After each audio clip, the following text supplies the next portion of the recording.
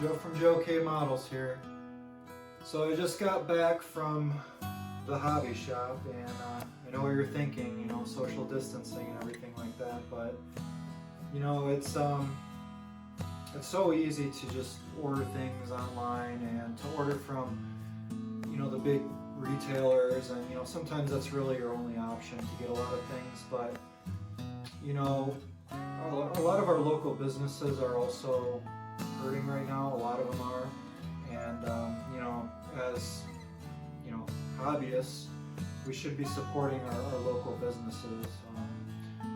People that cater to our needs personally and get to know us on a first name basis. I feel that it's important, and I'm not telling you to go out of your way to do this or anything like that, but as an option, why not see if your local hobby store is open, maybe doing a curbside pickup. I needed some paints for a new project that I'm about to start working on, so I figured out what paints I needed, and rather than just going online and ordering them, I called up my local store, and I just asked them, are you doing anything? Are you open right now?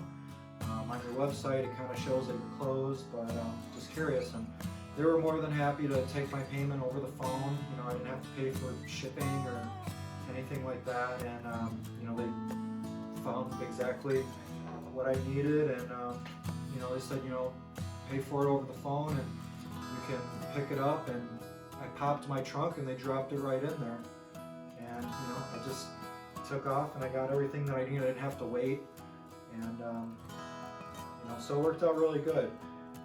I did sanitize these when I got home. Obviously you have to make sure that you're safe. Same thing with getting groceries delivered. I should be taking precautions, wiping them down with soap, water, disinfectant wipes, whatnot, but you should be doing that with anything really at this point, anything coming in.